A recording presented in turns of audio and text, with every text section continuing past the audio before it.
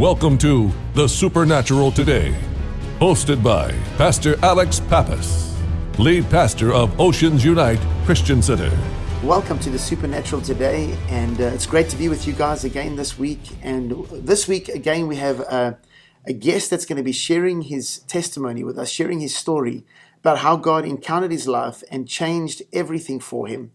Everybody has a story and a journey that they've been on to take them to the place where God not only encounters you, but also has a purpose for your life. And today we have Joel Bray. Joel, you grew up here in Sebastian, close by. Yes. And tell us a little bit about your story, how it started, and kind of like what you were like before you encountered the Lord, and then even your journey afterwards. A lot of people, have a start story, but then kind of lose their way. Tell us a little bit about what happened to you. Yes. Okay. So yes, I was born here in Vero Beach at the hospital here, and I grew up in Sebastian. My parents were divorced. I was a I was a baby at the time, and so I just grew up. With my parents being divorced, that was kind of a normal thing. But mostly when I was a child, my dad's mom, my granny, she took care of me and my aunt, and it was a blessing I see now because they were bringing me to church and things like that. But anyways, at a young age, really, I believe I was in the third grade. Something changed in me. And it was dramatic because I just remember starting. I now I realize it was depression or whatever the case may be. But I started writing suicide notes. Something had happened. wow. Something had changed inside of me, and I was sad. And I didn't know what it was. All I knew that something was wrong, and I just wanted to run from it. Right. I was constantly romancing suicide. So. At an early age that began, and I hid it, of course, and because my granny always used to tell me, I'd ask her, what happens if you end your life, and she would tell me you would go to hell if you end your life. It's up to God, for that time, and so I was so scared to tell people, what I was thinking, and so I got really good at hiding it, and through. As the years progressed and in middle school, I became, I learned that making jokes and things like that made it easier to hide what was going on inside of me. So I became the class clown, and just wanted to make people laugh and didn't want anybody to see the real me. So let me ask you a question, Joel, because you said that your parents got divorced at a real young age. That's kind of like how you chose to start your story. Yes. Do you think that affected your childhood? Definitely. I mean, obviously, and as far as I know, you and your dad are really good now, and you've got a great relationship. But as a young child, being born into a situation, and then suddenly your parents get divorced. Now you're living with your aunt and your gran. Do you think that was what caused the depression? Most definitely. I mean, I was still living with my dad. I was still seeing my parents, but during the week, I didn't. Or let me rephrase it. It was more on the weekends. I didn't see my dad for, long periods of time. But my dad and I, he was everything, Right. And I, excuse me, I'm sorry. It's okay. But, he was my superhero. Right. And things had happened. And as I got older, he got remarried. And maybe that was the time when things really went downhill for me for what I was feeling inside. I really wasn't close to my mom at that time. I was seeing her every other weekend. But we were always traveling. Right. So yeah, I would say that's a definite huge role in it is that divorce and just feeling abandoned, Right. I don't know. So, like I said, I could never identify what it is. I just knew something was wrong inside of me, Wow. So basically, you started suffering from depression. Obviously, oftentimes when people go through divorce, we do see that it affects children quite a lot, And and it's like you said, it's not because the parents don't love you anymore or anything like that, but oftentimes that kids struggle with all different kinds of emotions and sort of feel like it might be their fault, or what could have been different, and why you're growing up in a home without both a mom and a dad in the same home. So it can definitely cause a lot of trauma. Yes. So basically, when this started happening and you kind of started isolating, feeling almost like you wanted to end your life and stuff, what happened? Like I said, I hid it for a long time. I started writing those suicide notes. I'm a Florida native right here. I was going to go jump off the Walbasso Bridge. That was my plan. But obviously things got worse for me. That darkness inside of me got bigger as the years progressed. And in high school, I started, drinking and drugging, and it was something that I seen my father had did. And he's he's a believer now. He serves Christ. It's amazing. Him and my mom. It's awesome. To Christ. I just want to get that out there. But yeah, so I started doing things that I seen my parents do, and it was just such a release for me. I was able to be something that I wasn't, because I was always hiding all the time. I could never really be myself, Right. I was so insecure, just a lot, so I started drinking and drugging in high school. In high school, what about how old were you when that started? 15 is when I started drinking. And let me ask you a question, Joel, because obviously there's a lot of people, maybe even some parents out there listening. How easy is it for young people today to get alcohol and drugs? It's very easy. I mean, our friends, their parents drank. We just stole liquor from them when they were drunk and hid it, and then we would go drink, know. So it's very easy. If there's a will, there's a way, Right. So it's not difficult for kids today to just get a hold of substances and stuff like that. Even today, you think about the prescription epidemic. I mean, it's so easy just to open up your medicine cabinet and get stuff, It's, right. It's very easy for kids, I know so many people that started even at a younger age, 12, 13. Wow. It's so easy, It really is. It's out there. You just got to look for it. You got to be involved with your children and what's going on. It's something that I've learned because it's so easy. It's in the schools. It's in your house. It's, you know what I mean? It's everywhere. Right. Do you think that, kind of just looking back now, I mean, do you think that if you had been, perhaps, if things were more stable in your life, that this wouldn't have happened? Oh, yes, I agree. Yes, most definitely. I mean, like you said something just a few minutes ago. You said you need to be involved in your parents' life. And again, this is no criticism on anybody who's made mistakes or anything like that.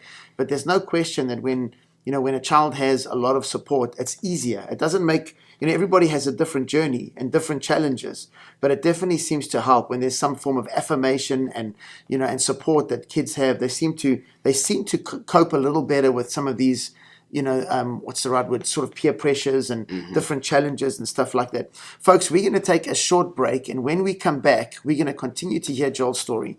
It just kind of makes me think so much about the young people that are out there right now that are hurting and that are broken, that come out of homes that have maybe, had some dysfunction or broken marriages and stuff like that. Guys, these kids really do suffer. And so we need to try our best to help them. We'll see you in just a minute. Welcome back to the Supernatural today, and we have Joel Bray, a local, raised here in Sebastian, living now in Vero Beach. Joel has been sharing his story with us about how he had a bit of a bumpy childhood. His parents kind of got divorced when he was very young. So he was living mainly with his grandmother and his aunt, right? At a very young age, yes. Yeah, until about third, fourth grade. But he still looked so much up to his father and really loves his father, speaks very highly of him. And Joel, during the break, you kind of shared with me how, your dad got saved. But before we get there, is there anything else you want to add to the story before we get to the part where your dad kind of encounters the Lord? Yeah, well, he at this time he hadn't encountered the Lord yet. He was remarried. He got his life together. He had his own business. He was sobered up. He was living a sober life. But I didn't want to look at that aspect of his life because I had seen so much in the past, and that's I seen my father had changed, but he wasn't the same father that I knew. So I didn't want to be a part of that, you know. Wow. Okay. So I started drinking, at 15. So when I was 15, he was living a sober life at this time. Right. He hadn't found, he knew who God was. He was raised in a church at the time, but he wasn't living for the Lord at that moment in his life. Okay. So what happened from there? Okay, so yeah, we, 15, start drinking and drugging and all through high school, and of course started really getting into it with my father, and him and I would fight a lot, and after one fist fight, we decided it's time to part ways, and I went to go live with my mom, and things were going great then. I really wasn't doing anything I shouldn't be doing. When I lived with my mom, my grades went up, and I was doing really good, but I lived there for a while and just decided I was unhappy and wanted to move back to my dad's, and got right back in with the same crowd that I was running with before I left. And it just, everything escalated. Everything always just went up. It started with drinking and pot, and then of course to hallucinogenics, and then right after high school, I couldn't stand living at my and mind you, I had actually was in the National Guard at the time, yeah, and I went to training right after my senior year of high school, but it was and then when I come home, I moved out of my parents right away. I just did not want to be there, and I was only doing the 1 week in a month, and so I had a regular job, and I went into serving tables, and the party scene there was everything I wanted, so that's when the hard drugs really came into my life. Right. And then would you say that your life kind of went in a downward spiral from there? Oh, most definitely. Again, during this time, my father was living a sober life, and I remember coming to him because I started doing a lot of cocaine, and I was working, serving tables, and I says, I'm running. I'm going to I'm going to live with mom again. I can't do this. And he just looked at me and said, son, running's not the right thing to do. But I didn't listen, and I ran. And that's what I did from the time I was 19 years old until my late 30s. I ran every time situations got hard. Every time I messed things up, I would just run. I would run from it, And I was always under this delusion that if I just changed my environment, everything would be okay. But I still had what I was dealing with, wanting to just die, and this unhappiness within me. So everywhere I went, I found drugs. I found that lifestyle. You just said something that was interesting. You said that you felt like you just wanted to die. You know. So would you say that from that young age that kind of followed you? Through all the like you said, up to the age of 19 and even beyond that into your early 30s. Where you were, you kind of like, you would go this downward spiral, and it was almost like you were killing yourself in a way, know, and I mean, what is that like, and like just for somebody that's kind of in that place, what is it like to be in a place like that? Because oftentimes we look at someone who has an addiction, and we you can almost be a little bit sort of hard towards them and say, come on, just snap out of it, But what is it actually like to be in a place where you are really consumed by these drugs? It's tough, looking back now, it's amazing that I've got through it. With the suicidal thoughts in itself that followed me from that young age. I can remember just constantly saying, nobody really knows what I'm feeling inside. Nobody knows. And I remember I would just research how to kill myself. And, it's just, that was my way out. I was like, I just want to do it. And I was just chicken for a long time. But yeah, it was crazy. It was a very hard thing to hide. Because it wasn't accepted either, You're a man, get over it, It was that you're taking the coward's way out, and I didn't understand that, because I had this hurt inside of me, and I just could not deal with it. And drugs and drinking covered it all up for me. It just released, but, that just spiraled into such an addiction, through my 20s. I was doing so much cocaine, I was spending less days sober than days high, and by this time I even, I had met a woman. she became my wife. She became the mother of my child. And I thought to myself, and mind you, I've been moving around all the way to South Carolina, all the way back down to Florida, all over the place.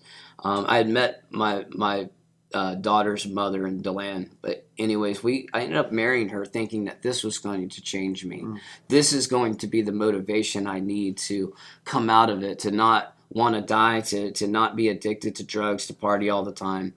And that was just a big lie that I had told myself. It's really interesting that you say that, because I say to people all the time, a lot of people think that by getting married, their spouse is going to fix them, or their joy or their happiness is going to come out of that other person. Yes. The truth is that in order to make a marriage work, you need two whole people. Yes. So you have to first heal yourself before you can actually go into a marriage and expect anything to happen there. Yes. So oftentimes, two broken people find each other thinking that they're going to help each other. Meanwhile, it just ends up being really more difficult in a way.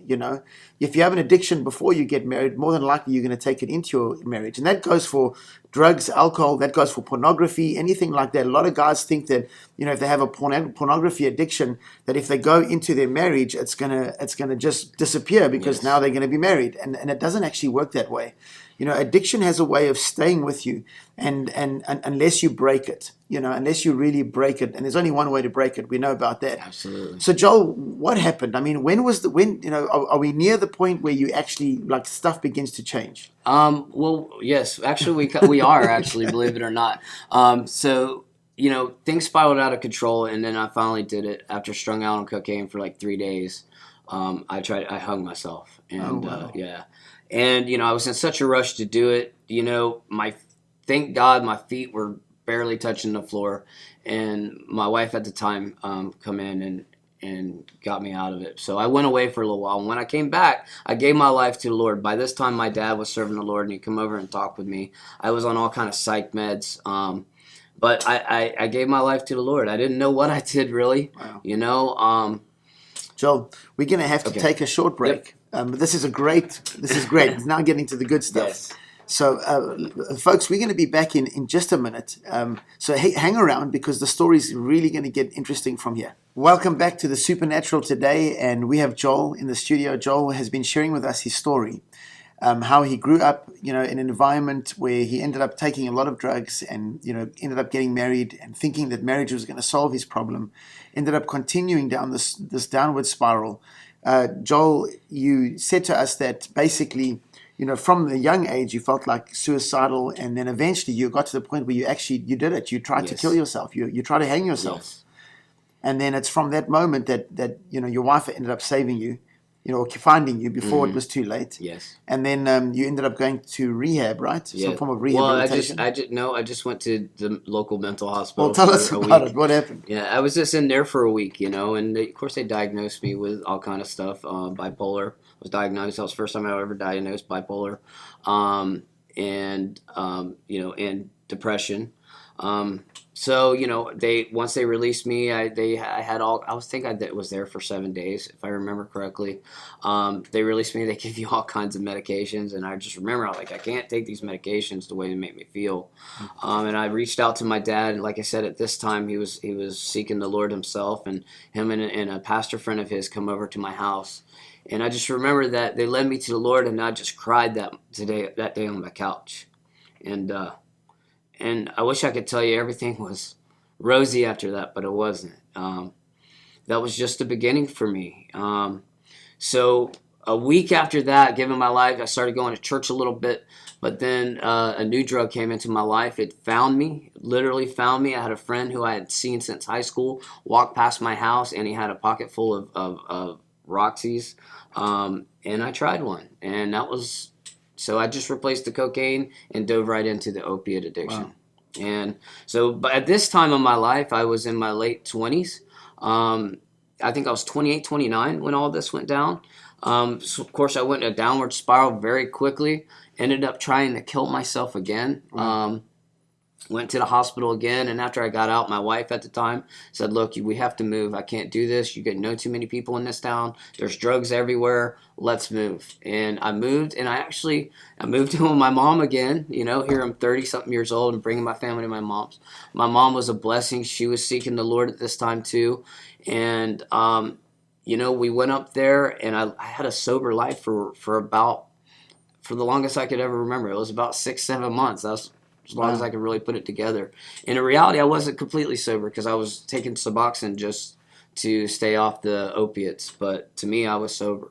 I started going to church up there, and to a church up there, gave my life to the Lord again, started seeking the Lord, and some things really went well, but I really wasn't living for the Lord at that time. Right. And I still had, and the other thing is I still wasn't willing to give up my addiction yet. Every time I was sober up, I always kept that drug dealer's number in my pocket, in case something happens.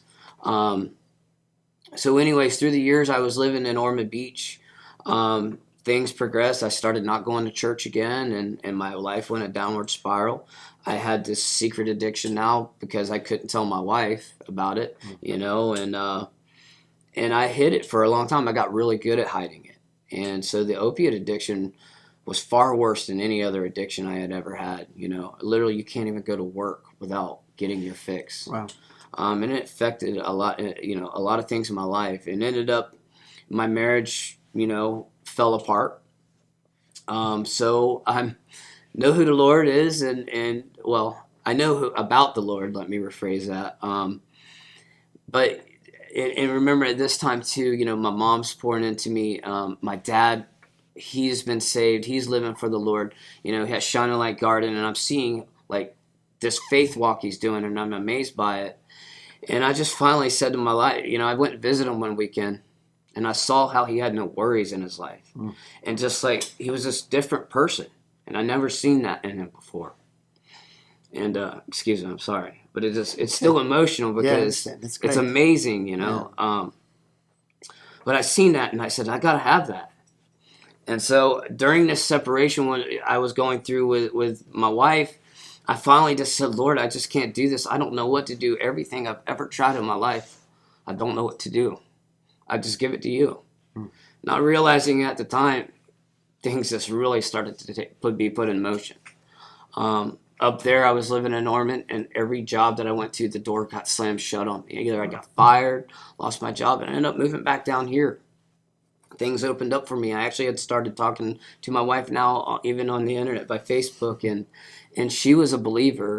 And anyway, so I started living down here, going to church, and things were rosy, and I was living with my dad, but just seeing how God would work in his life, it amazed me. And if it was somebody else, I would have said I don't believe it. Wow. But it really spoke to me. So I started going to church. Ended up getting married. We had the twins come along with my wife now, and like I said, I'm going to church. Everything in life's great. Have some little warm and fuzzy feelings with God, and but unfortunately, depression came back. That thing that I've been dealing with as a kid was always still there. Right. And when the twins were born, and we were so run ragged at the time, I had this amazing job even at the time. Like I said, everything you could ever ask for, right. But I still wasn't happy. And I went back to what I knew, and I started dabbling in the opiates again. Sure. I had sobered up and for a little while, but I dabbled right back in the opiates, and it just progressed. And let me tell you, when you leave, when you get sobered up and you go back to it, it just amplifies. It's that much worse. Do you feel there's a lot more guilt and everything? Oh, it's that, and it's just the addiction. It's like so much stronger. It's so much stronger. Really, it is. It's horrible. It just reminds me of the scripture about a dog returning to its vomit. Right. And yeah. It just, anyways.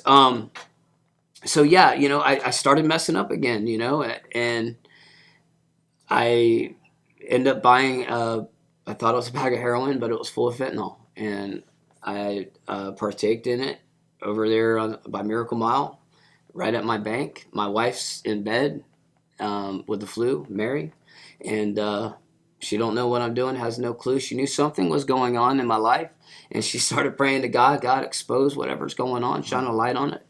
And let me tell you, he did. He shined the blue lights right on it. Because I had drove from Indian River Boulevard all the way out west of town on 4th Avenue. And God's hand was on my life and the people's lives that I was driving by, because I was driving out of control, running red lights, and many people called 911. And after that, I'll never forget this. My dad came and picked me up out of jail.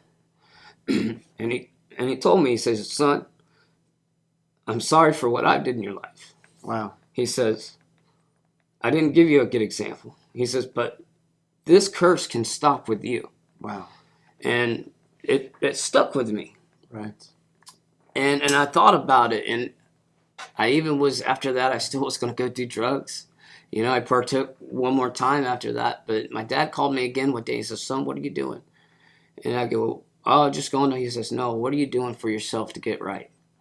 And I said, "Nothing." He says, "It's not going to work." And he says, "I'll go with you. Wow. I'll go with you to meetings, whatever it takes." Wow, Joel, this is great. What a great story. We're going to have to take a short break.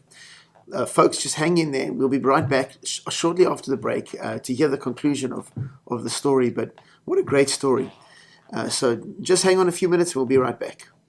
Welcome back to the Supernatural today. And we have Joel with us. Joel, we really kind of got to the heart of the story there, and a little bit of an emotional moment for you when your dad kind of said to you, "Son, you need to get things together, and what are you doing for yourself?" So, I'm just going to let you pick up right from there, because you're doing a real great job of sharing your story with us. So that's when everything changed for me. I decided, I said, I come to the realization, you know what, again, I can't do this on my own. I admitted that I had a problem, and I was taking my daughter home one day, and I started asked God. I said, "God, I don't know what to do, and I'm asking you to put people in my life to guide me, and why do I even think this way? Why is this such an issue with me, God?" So after that, man, again, things began to take place again for me, and God's hand really was on my life. I ended up finding some people that were in addiction that would kind of guide me along, encourage me. But I'll be honest with you, the big changing of my life when I just made that decision, I'm going to seek the Lord and give it all I have, because nothing else has ever worked. I got to do this. I know He's changed my father's life. He can do this. I know where He brought my father from. And even my mother, too. So I said, it can happen. And I decided, and my wife and I, Mary and I, when we come to Oceans, we knew we were in the right place at that time. And we were just new there, and a prophet had came from South Africa. And we were there, I think it was a Monday night, and they just called to get, come pick up the kids, his son pick up the kids, but he was still going at the time, and we were 1 foot out the door, and I said, "Let's stop a minute." And this guy from South Africa calls my name out to come to the front. And mind you, I'm at a church that I've never been at. I don't know anybody there. I think I had a distant cousin somewhere there. So I'm like, there's just no way. Why would he call me? And so I'm looking around waiting. There must be another Joel here, And after that, I went to the front, and he spoke something over me of that death that had followed me at such a young age that kept trying to bring me back in. It was broken. And just everything just changed for me. God became so real to me that night. It's just I got a chance to see God be real in other people's life, but I never expected God to be real in my life. Wow. And that changed everything for me.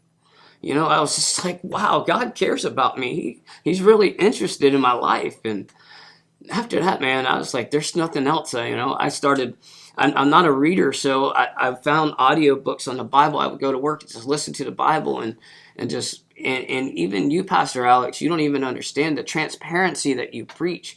I would go to church and hear these sermons, but nobody ever told me how they prayed and the things that they do, to seek the Lord. And that spoke to me. It just gave me an example of what to do. I wasn't being preached at. I was able to see a window into your childhood And I was like, wow, so I would go home and do these things, and man, awesome. this a relationship just began to form.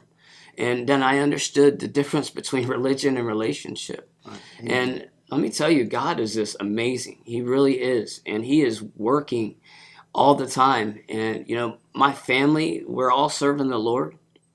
I've been called to lead in an addictions ministry now. And let me tell you, I'm seeing guys get delivered from the hands of the enemy and addiction. We even in our group last night, a guy shared a testimony, and I'm just like, and it started, God was able to use me to pour into his life, That's awesome. So it's just really great to see what God can do and what he can save you from, and the fact that I don't have suicidal thoughts. I don't romance death anymore. I've been, I was diagnosed bipolar 3 times in my life by 3 different doctors. I don't take medication, and I don't have any You of look those pretty things normal to me, anymore. Joel. So God can do an amazing work. Yes. And it seems as though it took you to get to a place where you surrendered. Yes. I always say to people, if you can surrender to God, if you knock, the door will be opened. God stands waiting. He's already done everything for us. He's given his son. But it's amazing because you kind of shared that there was a moment where you realized that God really loves you, that he's really after you, that it's, that he actually even called out your name in a service. I mean, that's pretty awesome. Yes, it is. It doesn't happen like that for everybody, but when something like that does happen, it's really special. Yes. The truth is, though, is that if we do pursue God, if we do pursue him, or we put ourselves in a position where we really begin to get desperate for him, he comes through for us in some other way. He seems to show up in our lives. And every person that I speak to, because you've got different people with different testimonies and these stories, and this great preacher or whatever, and he's got this amazing story and stuff. But we're just interviewing people that just have a story. Like you just have a story. I have a story. Brian has a story. Rodney has a story. These are all local guys here in Vero Beach that have a story of how God changed their lives. And every single one, there's one familiar thing that seems to show itself all the time. And that is when we get to this point where we surrender ourselves to God. When we surrender to him and we recognize that he is really the ultimate Father. He's the one who loves us so much, so deeply, so passionately. And if we surrender our lives to him, not only will he change us, but like you said, now, not only are you healed from addiction, but you're actually leading an addictions ministry. Yes. And you seeing God's hand move powerfully every week. Yes. I mean, the reports we get week after week from the ministry that you're doing is, people are really being affected. Yes. They love it. They go there, they encounter the Lord, and they feel strengthened, they feel released, they get a release, they feel like, they can get through it, they can manage. Now, Joel, I want you to kind of speak to, we've got like less than 2 minutes left. I'd like you to try and speak to someone out there that might be suffering with an addiction. Talk to them about the way out. Talk to them about the only solution to getting healed from this addiction. The way I look at it, there's only one step, and his name is Jesus. It's an unconditional yes to him. It's a surrendered heart. There's a scripture that says, submit to God and resist the devil, and he will flee. You just have to resist it sometimes, as hard as it is, and get involved with a good mentor, somebody that's going to pour into you. And the accountability is big. Right. But yes, the biggest thing is surrendered heart. An unconditional yes, and get involved. Don't give up. Whatever it is that you're doing, you're struggling with addiction, and you decide to take up something. Whether it's even as secular, immerse yourself in it. Get what decide that you are going to get something out of this, Right. And be willing to be ministered to be willing to be told truth. Right. Just one last thing here, Joel. Jesus came to set the captive free. He came to heal the brokenhearted. And if you look at your story, and the way God delivered you out of everything, that's exactly what he did for you. Yes, he did. He not only did he set you free, but he also healed your heart. Yes, he did. And so, folks out there, I just want to encourage you. If you're stuck in a rut, if you've been kind of like Joel, where you've gone through the motions and you've had this over and over, you fall, or I want to tell you that God loves you, and he loves you individually, personally. He would have died just for you. And so I just want to encourage you, reach out to him. Get connected to him. Find a church. Find somewhere where the Spirit of God is moving so that he can heal your heart and set you free and restore your life. God bless you guys. Have a great week. Joel, thanks so much for coming in. Thank you for having me. And have a great time. Thank you so much, guys, and we'll see you next week.